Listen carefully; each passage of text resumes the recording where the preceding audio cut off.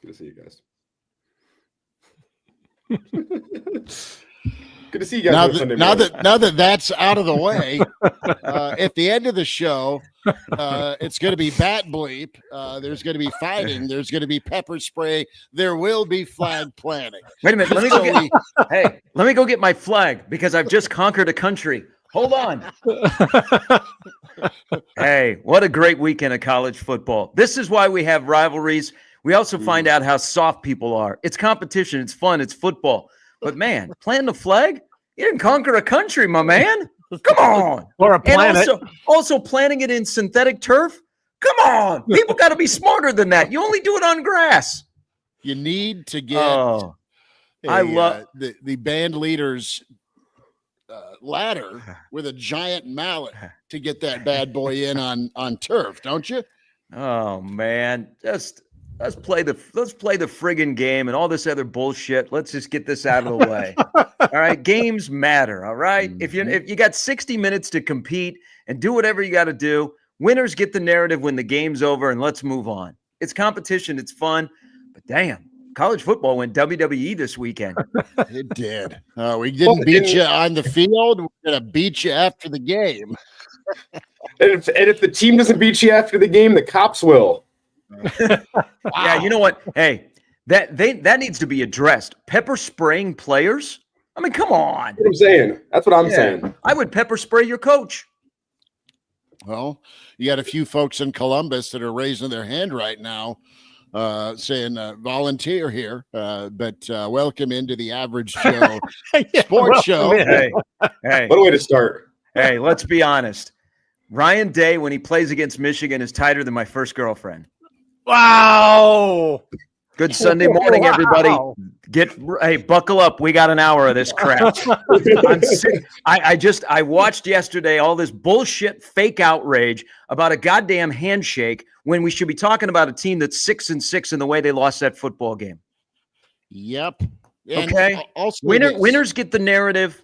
Losers, you have to suck it up. I will say one thing.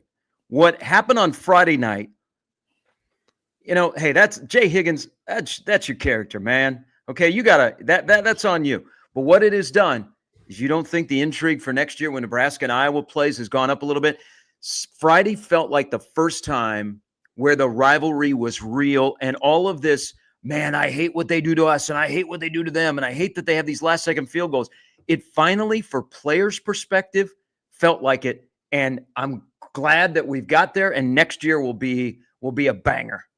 Yeah. And Gary, what else? Two things can be true. On one hand, I do think the handshake situation is embarrassing. On the other hand, did it matter in the grand scheme of the game? People say, oh, you gave Iowa all the ammunition they needed. Okay, they had ammunition. It's a rivalry game. Iowa loves to beat up on Nebraska. They've had ammunition ever since Sean Eichhorst 10 years ago said we had to evaluate where Iowa was at. You gave them the ammunition in the first place. They didn't get any more ammunition. I'll also say they didn't feel very becoming of Nebraska, and I thought it was embarrassing. But does it matter? No. As you said, we're here to talk about the game. I don't think it mattered in this grand scheme of the game. Yeah, this whole handshake thing. Did Iowa not call the cops on Nebraska from having a team prayer early in the afternoon? I mean, yes. But look, if Iowa used the handshake to be the motivation to defeat Nebraska, it would have been 56-7. And it would have been Jefferson coming in for Ridgemont High and destroying Nebraska for 60 minutes. They got 3 gifts in the game for the most part and eked out a 13-10 win. It wasn't like, oh my God, they didn't shake our hands. We must destroy them each and every play for the next 60 minutes until they relinquish statehood. No, yeah. Nebraska touched the ball inside the 5, and that could have gone either way. They did not recover the fumble. They had overthrown passes for 59 and a half minutes. Nebraska dominated the way the game of football is to be played. So it's not as though the handshake was this spark that lit off Wile E. Coyote's Acme TNT. I mean, they were given gifts that they took advantage of that they typically do against Nebraska. But to say, oh my God, the handshake, we must destroy them. That didn't happen that way. they can look back on it and say, it wasn't very classy for them to not shake hands at the beginning. It's not very classy for you to send your police out there to protect your painted on Hawkeye logo. Okay, the triviality of the center field logo is really getting a little bit overdone now, right? We go back to last year with Shedeur Sanders in Nebraska in Boulder. And I'll grant you, back in 94 when Colorado came out and stamped on the end, that was not very becoming. And Nebraska did destroy Colorado for 60 minutes in that game. But they were also flipping off the crowd when they did it right before kickoff. But to say that the game on Friday was determined when Iowa did not have their handshake in, to me, is an absolutely ludicrous reason for what the outcome ended up being. Nothing to do with the outcome. I just think it's a bad look. It's a bad look. It's a bad look to have the cops come and chase you off your painted logo. Guys, it's a bad look that you continue to lose one-score games. You know that I hate this stuff because I like the 60 minutes of football and the games matter. I don't know what the reasoning is why Nebraska and so they've done this, I guess, all season. So I don't know what the reasoning is behind that. But come on, if it's motivation for Iowa, then wouldn't they have not got their ass kicked on the line of scrimmage for 94% of the game? If that was the case, let's just play football. It's you know what? You go hard. It's competition. You beat each other up for 60 minutes. And then after it's over, some will have sportsmanship. Others, the winners get to control the narrative. And that's what happens. But let's talk about the football game that actually transpired that has led to a 6-6 season, which I know later we'll discuss. Was the season a success with a bowl bid, or was there a lot like points were left on the field on Friday night? Were there wins that were left out there that could have changed the narrative of this team? All right, that's my PSA. Sorry. That is Gary Sharp. That is Bill Doleman, Elijah Herbel, Chris Schmidt, the Average Joe Sports Show, episode 73. Like and subscribe. Many of you have been. We appreciate that. Keep that number and arrow upward on YouTube with the Average Joe Sports Show, Spotify, and iTunes. The AJ Sports Pod is where you can follow us on Twitter. My final 2 cents on this shake and sportsmanship thing is it doesn't look great. It looks worse, to your point, when you lose. And I think the post-game part, win or lose, you need to go acknowledge the other side. What it's turned into with mascot fights and flag planting and pepper spray and fights is his emotions run extremely high, and you need to be better post game. You need to acknowledge win or lose at the end of the ball game. I think you need to. You can't go Isaiah Thomas, Bill Lambier, duck out before the game's over. No matter how bad you feel about losing. When it comes to Friday night, it has put a damper on maybe how you felt about the season just because of where the record's at. It's also put a damper on just, now 2 years complete. Where is this team as far as being able to handle their business in tight moments? And there's still a lot of work to do. And it didn't have to be that way. Nebraska was so, I'll say, good, especially on defense, for so long Friday night that they should have found a way to win that ball game. And that margin for error needs to grow. So it's not 3 plays that end up doing you in. And God, you just gotta make some plays. You got to be better in your 2-minute drill. And and they tackled really well for the most part, except for one play where there were 5 missed tackles with Caleb Johnson going Superman, man. And it's just you've seen Nebraska lose a lot of different ways, guys. But that one's gonna smart. That one's gonna hurt for a long time. And Nebraska fans, as I'm looking through some of the comments here, and we're Sunday from Friday, people are still irate, and I don't blame them. Yeah, they should. I think there's a lot of pain in the game on Friday night, but you guys know I've been pretty, I was a 7-5 guy. I think we just have to recognize and out loud that Nebraska's a 500 football team. Yep. Let's quit trying to make this Nebraska football program more than they are until they prove us otherwise when games matter and they turn on the scoreboard. They're a 500 football team that is frustrating because you look at moments and you go, man, how are they a 500 football team? And then you look at plays that derail them where maybe on the touchdown pass to Caleb Johnson where, Nebraska had tackled well all night long. John Bullock had one of his better games as a Husker, and he misses a tackle. And then also, there's a block in the back, there's a hold, but those little things, that margin of error that we talk so much about derails this team. And then mentally, it takes them a bit to get back going.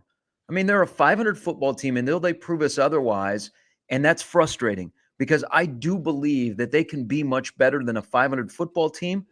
But, man, there's just too much evidence that say they are who they are. And they're an average football team right now that needs some tweaks. It's not like you're at the bottom of the barrel, but they need some tweaks, and they need some smart tweaks. They can't just be going to change things to be changing things. They have to change things that are difference makers. And I think there's the mental part of it. And then I think from the head coach on down, guys, I look at a game like Friday night, and 5 of the 6 losses this year are one-score games. That killer instinct. We talked yesterday, Bill, with Schmidt and Elijah and Mark, that chasing 3 thing was an albatross to this program this year because it was always like, oh, we're going to be in a close game and we're going to overcome that demon. Why not chase being up by 3 scores? Mm-hmm. Why does it always have to be a tight game? Because you've shown that you can't win tight games. Why not that killer instinct in the first quarter? So in the fourth quarter, the human victory cigar might get to come play. His name's Jalen Gramstad. I said that way at the beginning. Why is it chasing 3? First of all, it should be chasing 4 because you're losing 13-10. Why are you seeking 4? Why not 6? Why not 6? I agree with you on that. And then when you don't, have one, if things don't go well, one thing that's kind of bothered me in the aftermath, and we're the only ones probably still talking about this. No, that's not true. Everybody's still talking about it. You mentioned the killer instinct versus, knowing how to win. When I lined up at 7 years of age playing for Polly's Shoe Store, I knew that if my team scored more runs than the other one, that I was going to win. This esoteric, they need to know how to win. You should know how to win if you're at this level already. You were a great high school, junior high school player. You were probably very good on a very good football team. You should know how to win. You score more points, you score more runs, whatever it is than the other team. The killer mentality, the killer instinct, I guess, in a sports sense, there is something missing there. And I think we all like Dylan Raiola a lot. And a lot has been put on somebody to be a freshman. But I look, people, talk about me going back in time a lot, and that's what I'm going to do because that's what I know. In 1992, when Tommy Frazier walked on campus, there was something about that kid that was different than other players in the Nebraska Nice program. He brought an edge to him. Now, he had great players around him, no question about it, through the time that he was the quarterback. But there was something about him in his leadership that led that team and willed that team to some wins. Now, his leadership was not such that he was ever elected a team captain. He was not the most popular player on that team for the entire time that he was at Nebraska. But everybody knew that when he was on the field, that he was a leader. And they knew when he was off the field with blood clots that they were missing something because Tommy had an edge to him that I don't see on this program that there are players like him with that edge. And you don't have to be the most popular guy. You don't have to be a team captain. But if you bring something that everybody else has to respond to, you can lead a team to victory. I don't see that necessarily on this team right now. I think Ty Robinson to a certain extent, but that's kind of at an isolated defensive line position. And I'm talking about the quarterback spot. Tommy had it, and Nebraska hasn't had it really in a long time since then. That's a special player you have to go get. That's a special player you have to be right about. And then you've got to surround that special player. All of that is what they're trying to do right now, but it is kind of one in the million with that difference maker, that program changer, that right guy. And I think from a talent standpoint, we all feel like, man, sky's the limit for a guy like Dylan at quarterback. What's the for lack of a better term, supporting cast look like? Well, on one side of the football, for the most part, defense was there for him. On the offensive side, you saw some strides made once Dana got here, where guys were being used and the offense looked a little bit better. It was the most maddening thing about this offense this year was all the points left on the field. On Friday, for sure, second half against Colorado, because let's be honest, everyone in the stream wanted 50 more points in the second half against those guys. And then when you do get to these tight moments, it can't be this woe's me, here we go again. Easier said than done, but you're going to have to win a shootout. You're going to have to win a 13-10 ball game. The time is now to do it. And it can't be this crippling kryptonite for you. And right now that is what is a reality for this program, because they just got to be better in the moment. They got to be way better when it comes to adjustments, and they're working on that. But you're just left wanting more. It's what you are with, and not in a good way. Like I'm excited for next week. Oh, where's the bowl game going to be? There was so much there. Even one or two more things within the body of a game is the difference in probably half of these 6 losses. To me, that's it. And as we go back to Tommy, there's a couple of things that stand out to me about him. And I wasn't alive to see him in his heyday. I've seen enough. I've talked to people. But just aged a little bit. You've met him and you get it. I've met the guy, watched plenty of his full games on YouTube, talked to plenty of people who covered him at the time. And what stands out to a lot of Husker fans and people like me is he had that overwhelming desire to go win football games. Like, yes, he cared more about, cared more about winning football games than if his teammates liked him, cared more about winning football games than damn near anything else. And Nebraska kind of lacks that, because Tommy, I think, brought to the team, and you guys can correct me if I'm wrong, that self-belief that when Tommy was on the field, we're going to go win the football game. Iowa has that self-belief. You watch, whenever things go wrong, they never lose the self-belief that they're going to go win. Iowa talked about it post-game. They were planning what they wanted to do post-game for a celebration in the second quarter whenever they're down. And you don't get that same feel from Nebraska, that Nebraska, whenever they're down in the second quarter of a football game, still has that belief that at the end they're going to go win it. They're going to go make the plays that they need to make to go win it. Iowa has it because over the past decade, they've proven time and time again that even whenever the chips are stacked against them, they have the ability to go win a close football game. You don't feel that same self-belief with Nebraska, that whenever things go wrong, I mean, we talked about it in the fourth quarter, whenever Iowa goes 73 yards and you have 5 missed tackles, that, oh, here we go feeling is very real. You don't get that same feeling from Iowa, from Iowa's press contingent up in the box. They were frustrated, but then as soon as Iowa recovered that muffed punt inside the 5, I was looking down in front of me. There was an Iowa reporter that just tweeted out the Undertaker sitting up in the coffin gif, because that's what Iowa does. Yeah. They come back from the dead time and time again, just like the Undertaker in WWE. You know what's going to happen, because Iowa has that unwavering self-belief that no matter what happens in a football game, they're going to give themselves a chance to go win it in the fourth quarter. And time again, Iowa wins those football games. Yeah, it's Iowa wins 8 games a year. They fall out of bed and they win 8 games, and then they won every 4 years. They're going to win 10, but they have an identity that's called risk-adverse strategy, where they may not be good enough to just beat you one-on-one, but they're going to wait for you to fail. And what sucks where Nebraska is right now, guys, is that's how everybody plays Nebraska.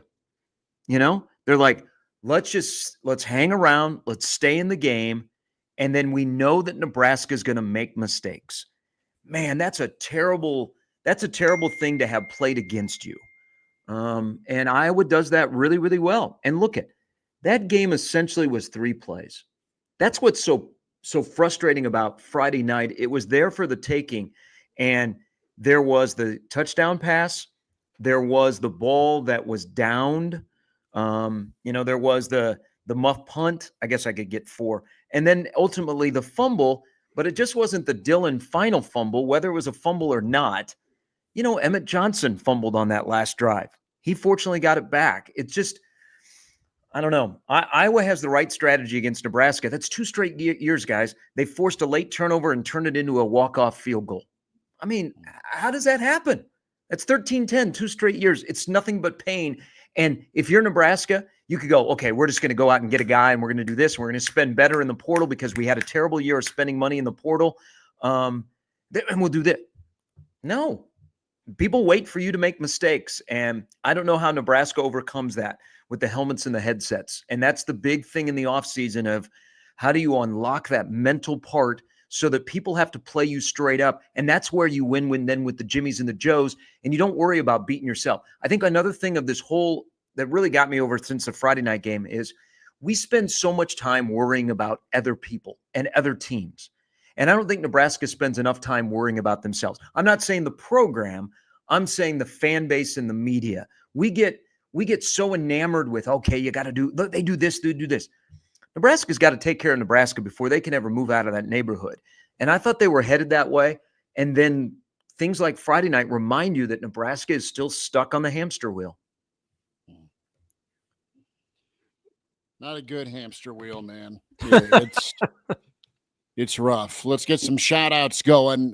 Justin Olboot here early for us here, the Sunday Live with the Average Joe Sports Show. Gary Sharp, Bill Doleman, Elijah Herbel, Chris Schmidt, Justin Olboot. I'm here. Mad as hell. 36 hours later. I know. Steven is in. Walter, not a fan of special teams. Dion is here. Black Hills Brennan, Mike from Cali, Funky Giblets says, what's up? Justin is here. Captain checks in. Says, look, Rhule needs to quit motivating the other team. Well, I mean, there's been so much aside with this ball game, and it's nuts, from the pregame walk to the pregame prayer to the pregame handshake to the postgame situation where the linebacker went out and searched out Rhule, right? I mean, it's just, oh yeah, you lost in horror movie fashion yet again. Guys, you've got recruiting that is Wednesday, where you sign your 2025 class. You've got portal, you've got Dana. You wonder about Nebraska's defensive coordinator, his future in Lincoln, because it's just another year where he's done a great job, and guys are going to come making that, going to be or have made that phone call. So there's a lot, Sharpie, of moving pieces here, bud, of, what the bowl game and beyond looks like. Yeah. I think there's a feeling that Cortez Mills is going to flip. Yeah. And Nebraska needs wide receivers, but they need wide receivers that can get yards after catch. That's going to be a big thing in the offseason. They got to spend wisely in the portal. There's just a lot of decisions. There's going to be a lot of moving parts over the next couple of weeks. I think in the next week, we'll find out about Dana Holgorsen, what his plans are moving forward and how it involves Nebraska. But are there any big-time changers out there that are gonna sign their financial agreement on Wednesday?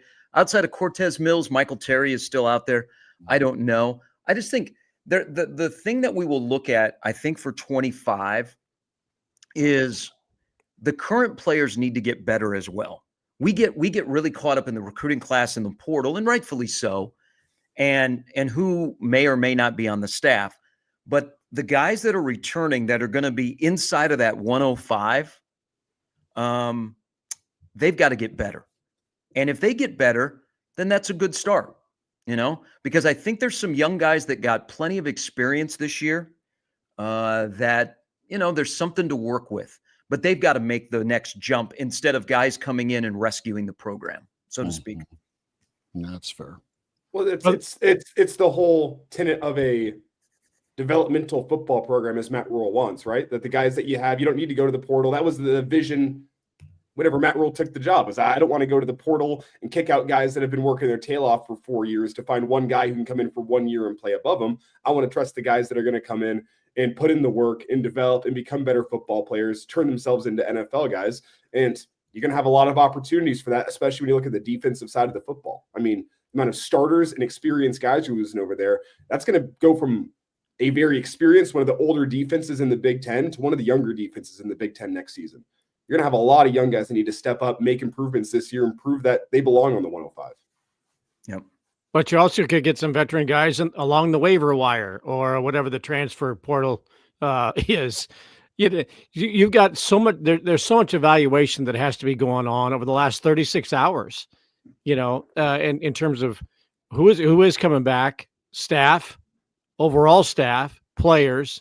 What does the recruiting class look like? There was the kid from Utah that decommitted from Nebraska. Is that a tell that there's somebody else coming in that they're reevaluating, that they say, you know what, there's not going to be room for you in this class? So they're evaluating even the players that they're looking to bring into the class. And isn't there still a transfer portal in the spring and a signing day in the spring? Yeah. I mean, so you're evaluating now to try and put a team together when you may have an exodus of players still yet in the spring. This thing has so many moving parts and pieces to it between now and the time they kick off next August that I don't think you really have any idea of what you're going to have until you actually show up for fall camp. That's a scary thing, is to go through, to make some changes, probably bring in some guys who are going to go through spring ball, go through another evaluation period, and make some more changes in the spring, and hope that you made all the right decisions in 2 serious evaluation periods when you kick off next fall. It's not all going to come together, in the next 2 weeks. What they have in 2 weeks might be completely different in 2 months. Yeah. And now I do know this. They have already been into the process of guys that they will be retaining, and guys that do not fit in the 105, unfortunately. Now remember, it's not just 85 scholarships. So you can have 105. So you're going to have, 20 walk-ons at least. There are some walk-ons that they approached in the last 2 weeks that are like, hey, there might be opportunities somewhere else, but we really want you to stay because we want you to be on the 105. Mm-hmm. So they've done all of that. I think, before you get to bowl practice and your destination and your opponent, man, the next couple of weeks are going to be pretty important for Matt Rhule. It looks like he made the right decision to make a change at offensive coordinator. He's probably got to tweak his staff a little bit, and you never know. There are guys on Nebraska's staff, especially on the defensive side of the ball, that may be appealing to somebody else. So do you pony up to keep them? Do you allow them to leave? And then what is your move to replace them so you don't miss you don't miss a beat. You don't miss whatever. It's also something to keep in mind as they hit December, coaches aren't out on the road. So everybody is in the facility trying to figure out what the next step is. Guys, let's hit that next step about Nebraska and the topic of success or failure.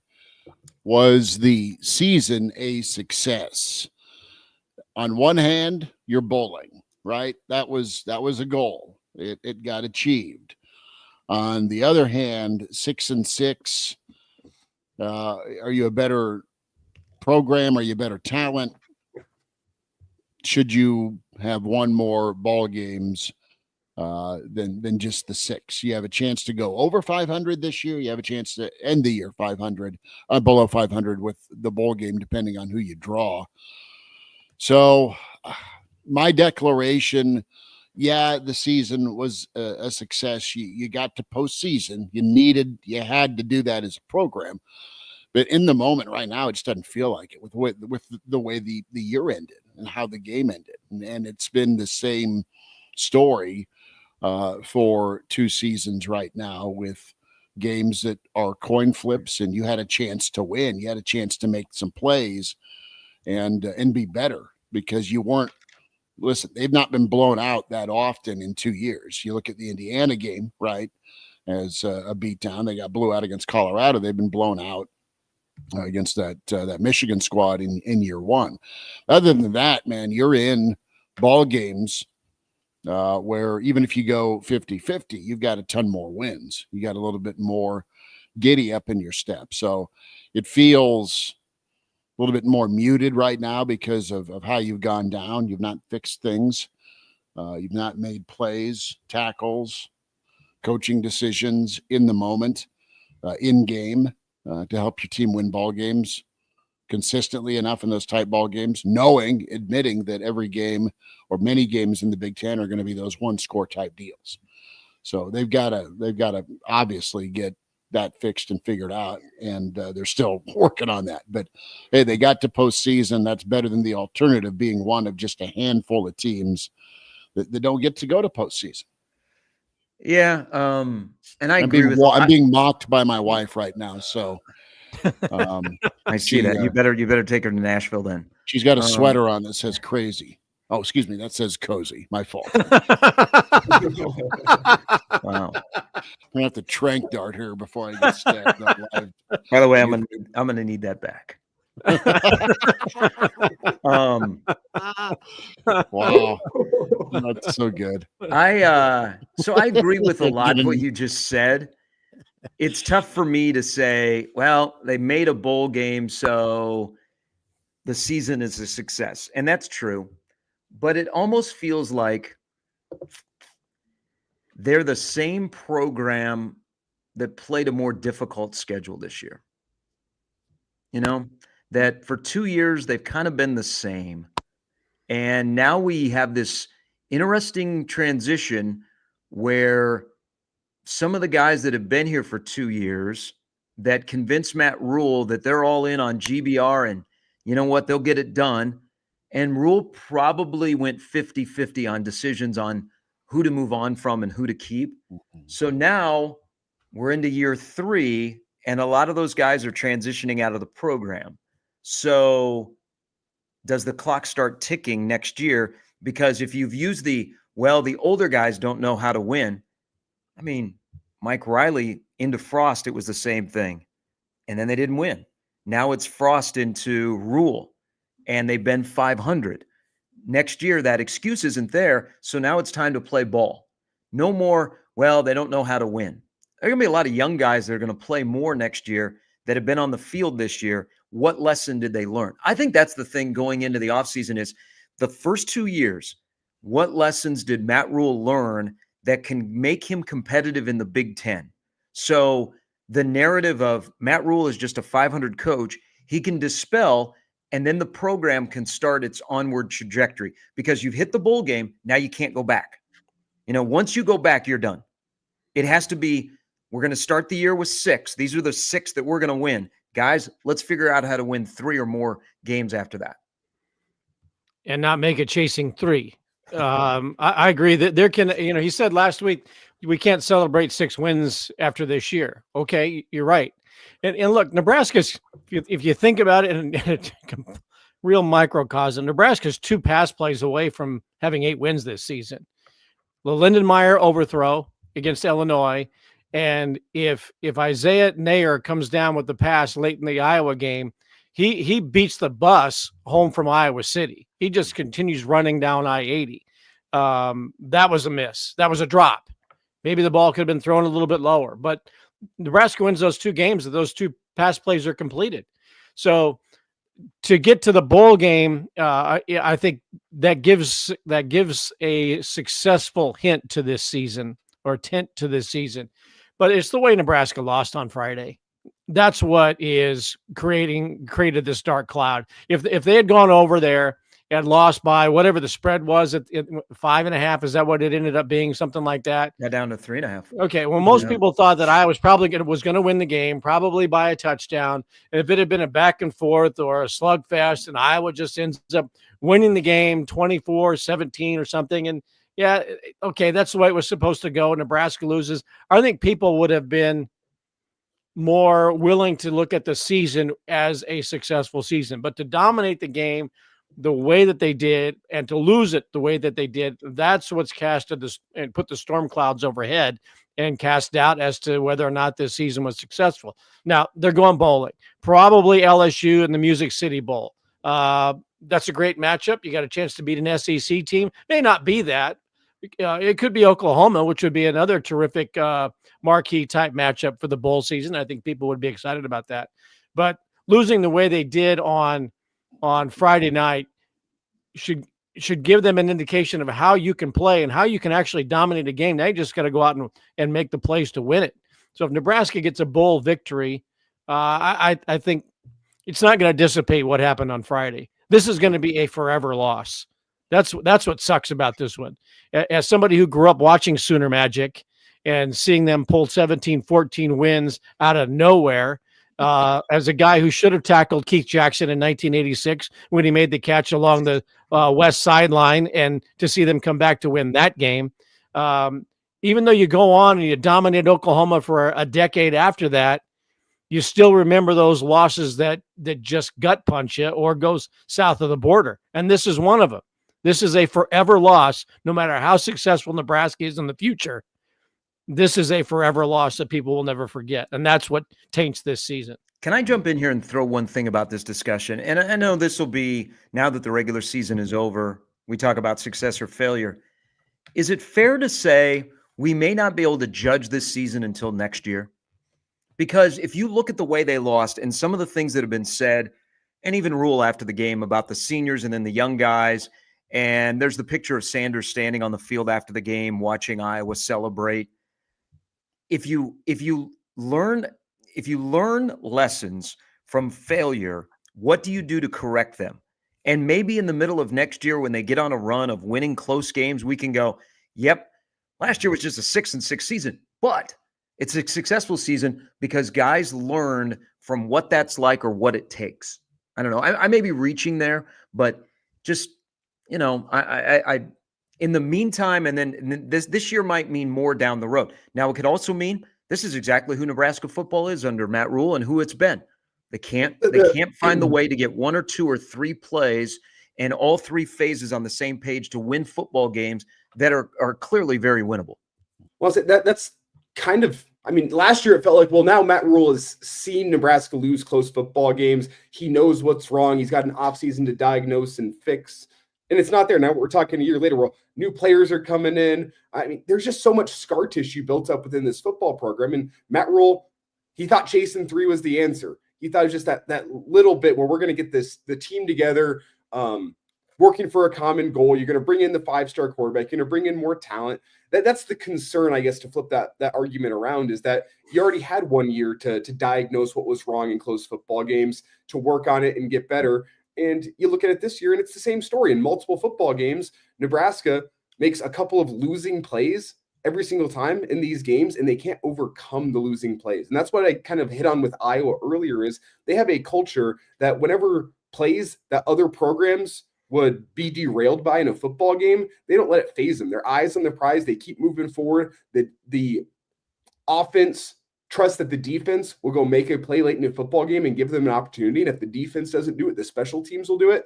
Those two sides of the ball trust that their offense won't go out there and make disastrous plays that will lose in the football game. It's a culture of trust, and it's a culture of eyes on the prize, keep moving forward no matter what happens in a football game. Nebraska doesn't seem to have that same mentality. And you thought after last season, you know what? Matt Rhule's a new coach that can come in and diagnose what's wrong. He can fix it. And you didn't see it this year. And that's the concern moving forward, is that the lessons aren't being learned, both from a football team point of view and from a coaching staff point of view. Here's what I'll say, though.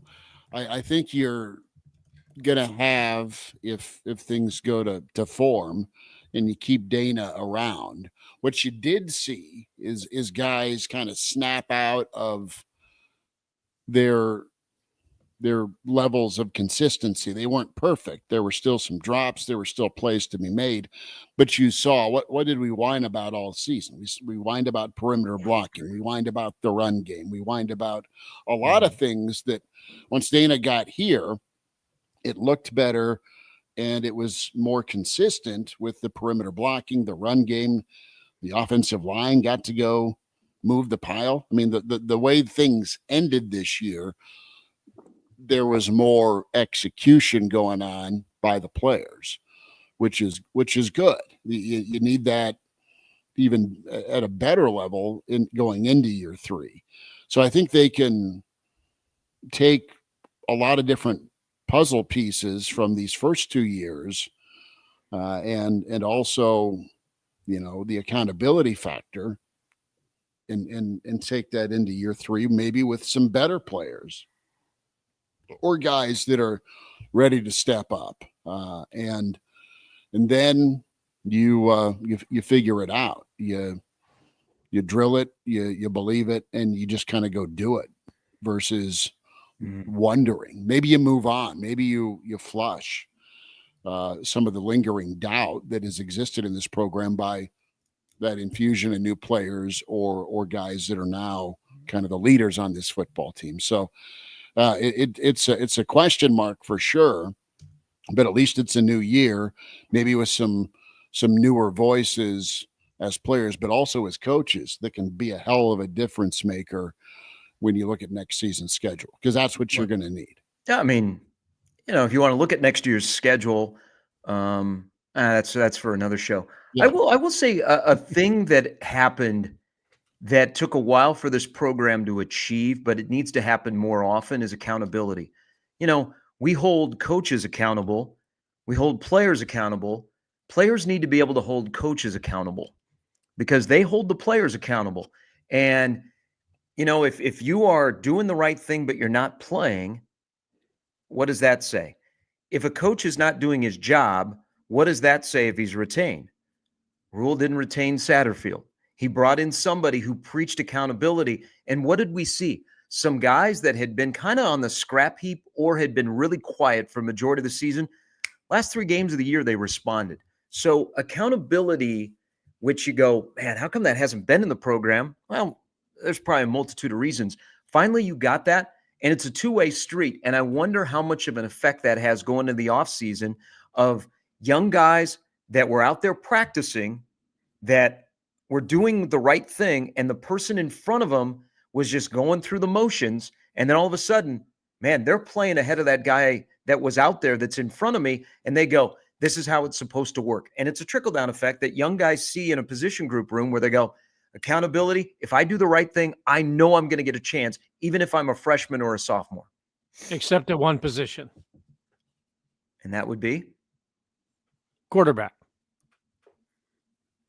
Right? Well, I mean, wouldn't you have liked to have seen, look, I mentioned it many, many times on the show, couple of series every game, do some coaching up.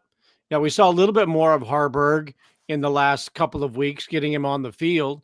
I think that he could have seen more snaps in the blowout at Indiana. Why not put Danny Canlin out there? It's 56-7, and you've got 4 games to use him, to get him some snaps. Hey, this is what it's like in a Big Ten stadium. A little bit different than lining up in Bellevue. But there, no matter whether there were glaring mistakes, subtle mistakes, was there any accountability at the quarterback position? It got better with Dana here. But I agree with you, Gary. There were a lot of players that were seeing the field in the last 3 weeks, especially offensively, that had been kind of forgotten about. Carter Nelson was more involved in the offense in the last couple of weeks. Jalen Lloyd was out there on the field in the last couple of weeks. Janiron Bonner was utilized more than just in the inside the 5 tight set with that inside handoff. So there were Lindenmeyer and Borkircher, guys at those positions that Dane Holgerson had his hands on, not the offensive line, but there were more people that were circulating through offensive schemes and on the field than we had seen in the previous, 8 games or so, except at that one position. Don't forget about Fedoni. I tell you, so everybody knows what happened with the Wisconsin game, and they didn't say anything to him. They just kind of said, all right, this is a test. And he legitimately, the week leading up to Iowa, had one of his best weeks he's had. And you saw they rewarded him. He busted his ass in practice, and he was out there. And he made a nice catch. Dylan missed on a throw to him, but he looked different. So there's the accountability of just because you make good money doesn't mean you're going to play. We're going to play the guys that give us a reason why they should play. And you saw that also on the offensive line. Can they have that on the defensive side? Can they find the Dana Holgerson for the defensive side? Because the defensive side is going to look different next year. You're going to lose Ty, you're going to lose Nash, you're going to lose Bullock. Some places you're going to get better just because there's some guys that were playing a lot of snaps are going to be gone, but you're going to be younger back there. You're going to be younger and hungrier, and you're going to have some mistakes that are going to be made. But can you find the Dana Holgerson on defense that pushes the right buttons to get guys to bust their ass Monday through Friday so that Saturday is the easy part? And the people that should be playing on Saturday are playing. Well, and on top of that, the coaching is important, Gary, but one of the things I think Nebraska lacked this year, specifically offensive side of the football, is Matt Rhule's talked plenty about how he wants that player-led team, that player-led culture. You need guys in the field that hold their teammates accountable.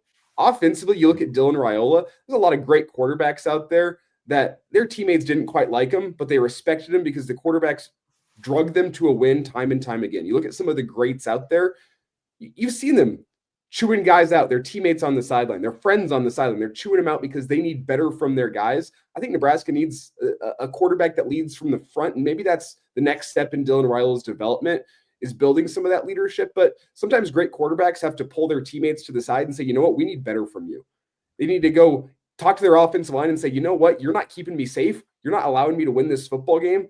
I love you. I'm going to buy you a watch for Christmas, but today I'm going to be chewing you out on the sideline. That might be the next step for Dylan Raiola. And you had some of that defensively.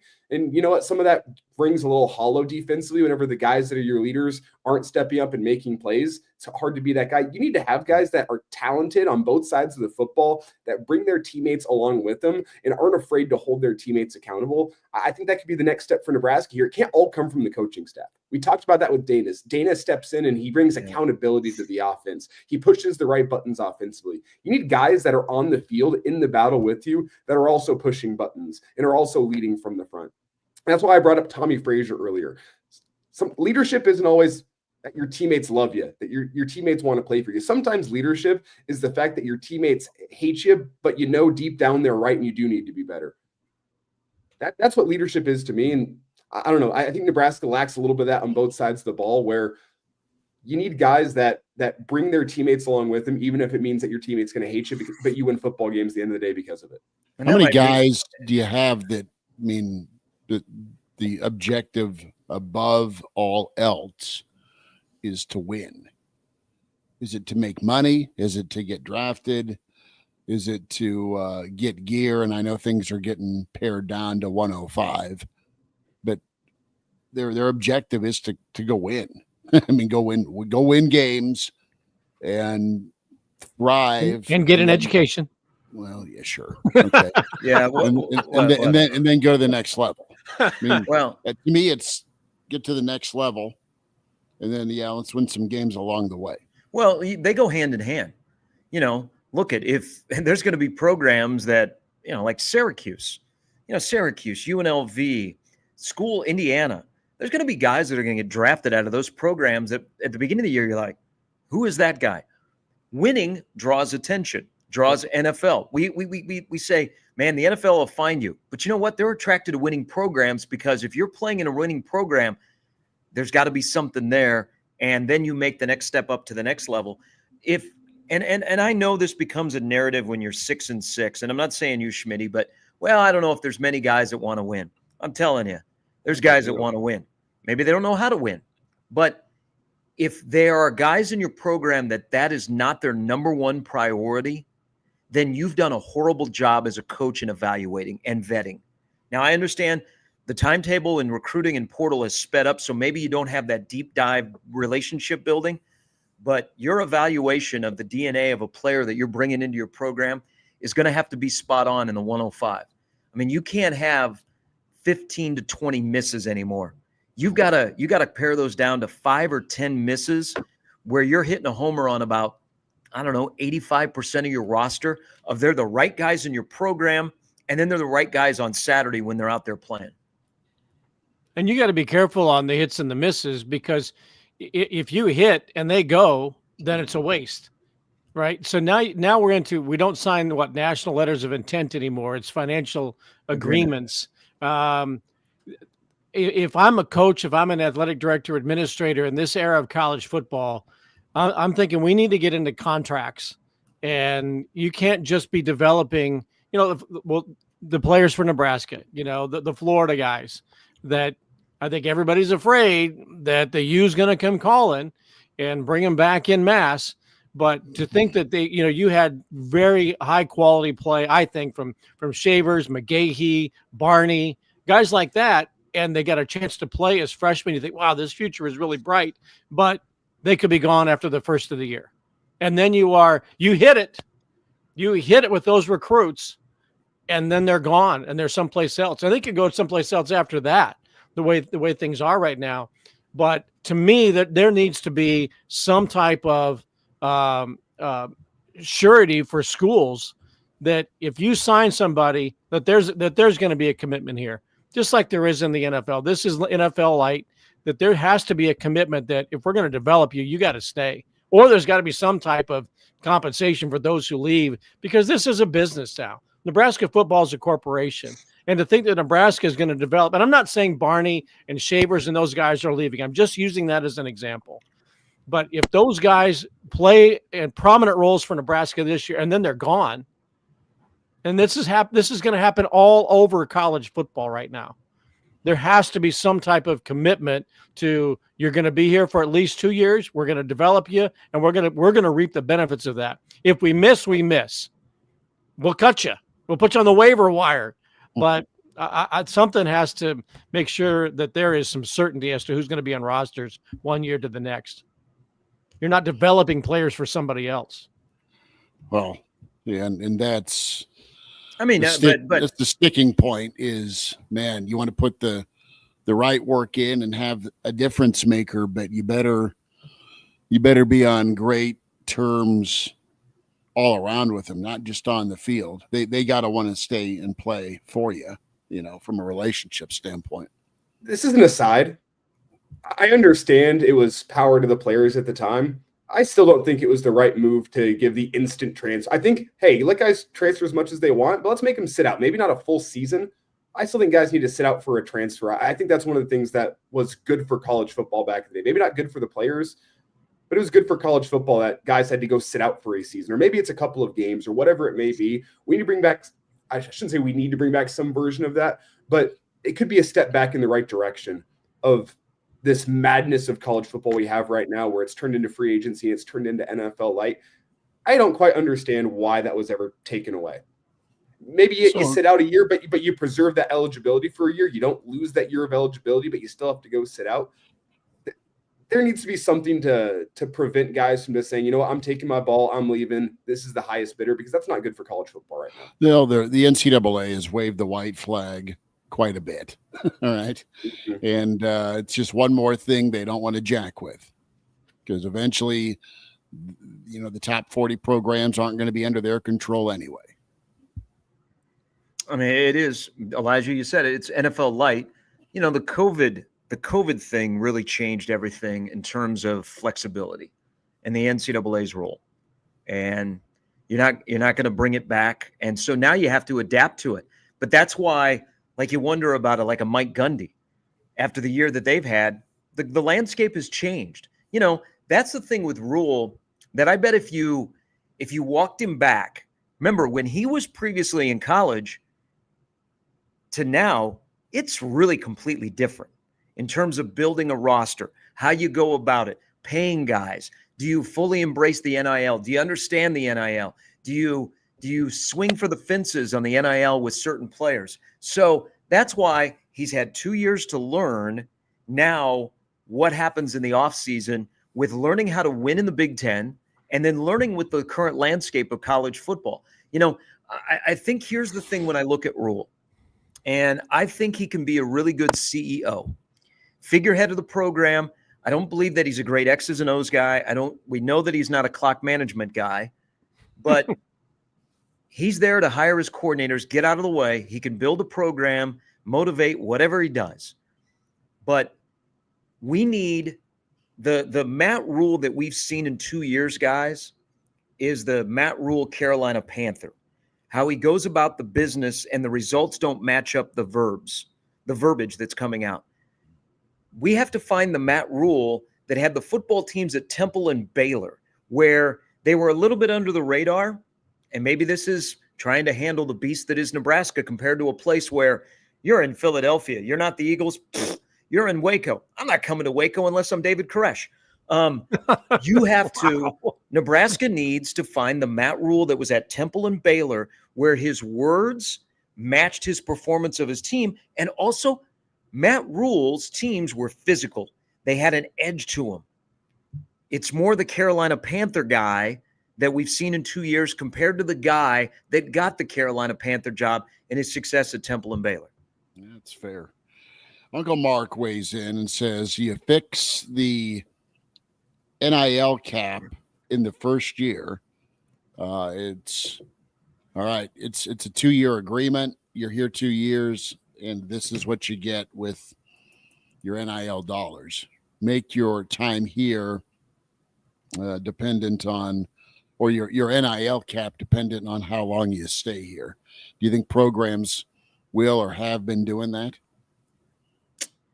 I don't know. I think some coaches are hamstrung by NIL, that guys play because they get paid the most when they shouldn't, and they aren't living up to it.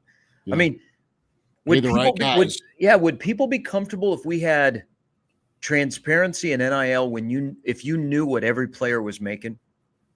Can you imagine the outrage if you found out how much Nayer's making, or Banks, or Ty Robinson, or, I'm just throwing, or even Dylan.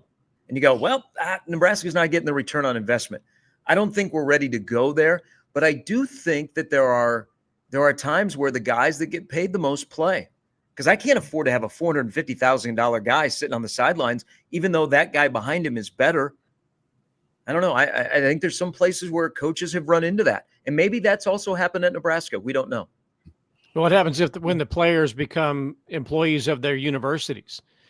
Then it's going to be public, unless you're at USC or Notre Dame or TCU or a private institution. But if players are made university employees, then oh my God, the FOIAs are going to be flying, and people are going to know exactly what's being made.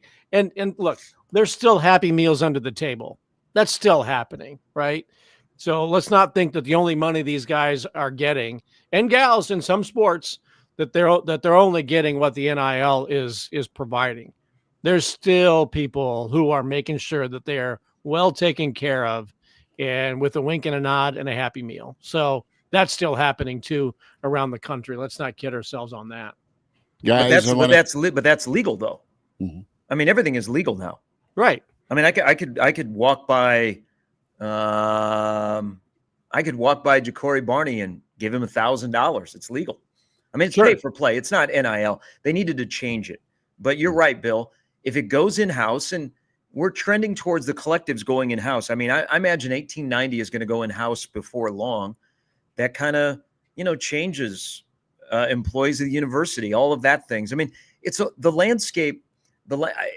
I can see why like a Holgerson and a Malzahn and a Chip Kelly want to just call ball, y'all. Yep. I mean, all of the other BS that you put up with, I mean, that's you just want to be X's and O's guy. And next thing you know, you're basically doing free agency. Here's the thing, though, that with this current landscape of college football, it's something that was announced yesterday. First of all, I'm blown away that Andrew Luck is only 35 years old. But I tell you, a popular position is going to be the general manager. And he was just named the general manager of Stanford football. And there are a few programs that have a quote unquote general manager that runs the NIL, runs that kind of stuff. And back to Elijah's point of NFL Light, that's where we're going. You're building a front office in a college football program. And the sooner you do it, the better, because people that are doing it and doing it well are starting to separate from the pack. Isn't that what Sean Patton's role is at Nebraska? I don't know if you have a GM. maybe by title, but not by duty. But I Yes. think Yes. Right. Well, can I ask the question here as we wind it down? I know we're at the hour point and people are going to make it off to NFL Sunday and whatnot. Let me ask the question here. Maybe it's ironic following the conversation we've just had, but if you're the GM of Nebraska, we know we got roster limits coming to college football, and it's probably going to be tight margins this season managing your roster. If you could go get yourself one guy in the portal, what position are you looking at if you're Nebraska? And let's take long snapper off the board because that's no hanging fruit. Damn. Another draft board just shot to hell, Elijah. Marco Ortiz appreciation. You know, I'm going to kind of stick with my feelings this weekend, and you'll get me, man. One A and B, get me a safety, kind of that hybrid safety that's good against the run and really solid against the pass.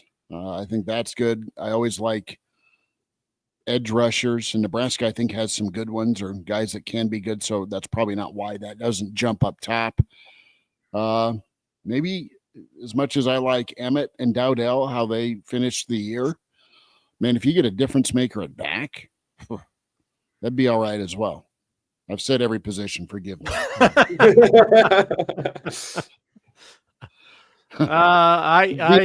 Yes. Nebraska's done well over the years in the transfer portal at long snapper. They had like a run like 2 or 3 years where they had better than 1 year wonders. So I'm sorry that's off the board. I think Nebraska might have a pretty good young stable of receivers. I'm a big Emmett fan, and I think Nebraska probably has some decent running backs in there already. I think you either protect the quarterback with either a right or a good left tackle. And I think Gatula could develop into that, but maybe you've got to find a left tackle. I probably would look for a quarterback on defense, somebody like a linebacker position. I think we all like John Bullock and what he's brought to Nebraska, but maybe somebody who is a step faster would be a difference maker. I'd say probably a playmaking linebacker or a strong safety type player. I would say safety, because I need to win in the Big Ten. And if I have a guy that's at safety who, once in a while is going to get a targeting penalty, but a guy that patrols the field in the back end that's a hit sticker that you have to scheme against, or you're afraid as a wide receiver because that guy is going to injure your not to be born yet child with a hit. I think that changes a lot. I look at teams that are in the Big Ten that do well on a regular basis. They usually they're stout across the board, so they play all three phases really well. But they have a big time NFL type safety that patrols the back end, that kind of surveys the situation, and you start thinking differently if you're a wide receiver coming across the middle. And that's where I would go. And maybe Nebraska they're developing, because they are really young in the back end. I mean, they've gone all in the last 2 recruiting classes with defensive backs. And so now you need to start to see those guys move to the front and then jump to the front. But I would go with the safety. That's the guy that I would want in the back if I was finding him in the portal.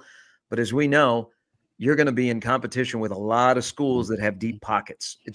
It'll all be, how deep does Nebraska want to go to get a guy that isn't just a compliment, but is a difference maker? Because I think that's the thing this year with the limited spots on your roster. When you spend money in the portal and free agency, that guy can't be, and I'll use him as an example, a Thompson at linebacker. They got to be a guy that's a difference maker from day one. Yeah. And I've liked your guys' answers. I do a couple quick points here before we wind it down. I think it's interesting that offensive line was not a popular answer there, because if you would have asked any of us that question over the past 5 years, I think offensive line would have been a quite popular answer. I think there's some confidence in the younger guys that Donnie Raiola has in that room that they're going to step up and be able to play good football next season. So I think that's interesting. The 2 answers I'd go for, I like the safety. I'm going to change it slightly. That rover spot where Isaac Gifford is playing this year, you have to replace him. There was a difference in this defense. You saw it whenever Isaac Gifford was playing well, whenever Isaac Gifford wasn't playing well. You need a guy who is a superb athlete in that spot. It's a tough position.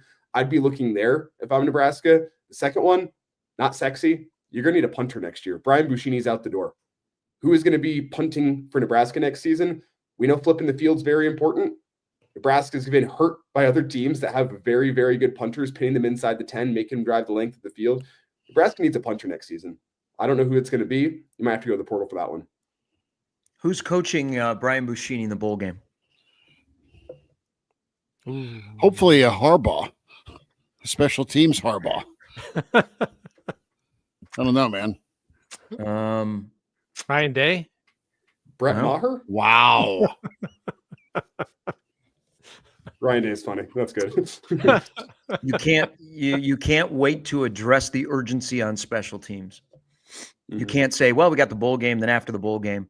Nope. You have to address the urgency to fix that element so you don't leave yards on the field immediately. Do you look nationally or do you look locally? If you're looking. Well, I don't know. I mean, the three most popular players, one's already in the portal, is Malachi Coleman, Bill Bush. Let me take four guys: Bill Bush, Malachi Coleman, Ron Brown, and Heinrich Harburg. I think we've all hit them today in this discussion. Subtly, Schmidt mentioned Bill Bush. I have mentioned Ron Brown. Okay. But the thing about it is, I have a great appreciation for Bill, but I have no idea what his relationship is with Matt Rhule.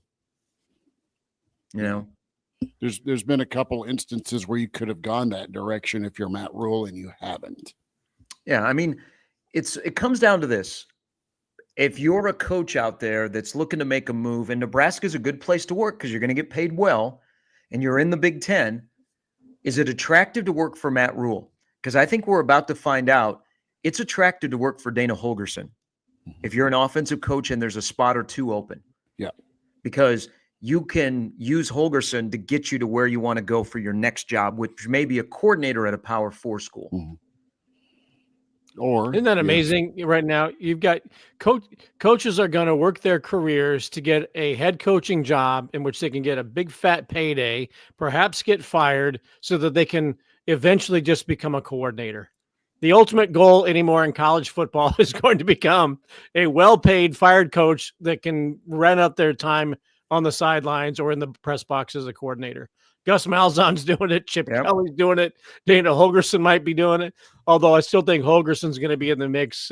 Maybe at Oklahoma, there might be a bidding. He wouldn't have to bid again because of the Houston stuff. Maybe he's interested in Central Florida. They're going to want an offensive guy with Malzahn, saying he was probably going to get fired anyway, but I'm off to Florida State so I can just go call plays. I'm going to run out the string, but that's going to be the goal now for coaches. Become a coordinator. Get fired. That's the American dream right now with buyout prices. Exactly. The old Joe Pesci scene. Do my job so well that I get paid a lot of money that I can get fired and go make a lot of money without the pressure. Kids, just remember to have a good agent. Absolutely. But you're more willing because there's all those friggin' heavy buyouts. You're more willing to get rid of a coordinator than you might be than a head coach. Yeah, no, I get it. Totally get it. We've got dogs joining the stream, which I think usually means it's time for us to wrap it up. Bill's ready to go to the sports. He's got a broadcast clock in his head. I mean, he just knows when it's time to wrap it up. Bill Doleman, Gary Sharp, Elijah Herbel, Chris Schmidt. Appreciate you all. Like and subscribe the Average Joe Sports Show on YouTube and Spotify and iTunes. Give us a rating, some feedback. Appreciate that. We'll talk to you this week and get back at it here as we're into December. Thanks.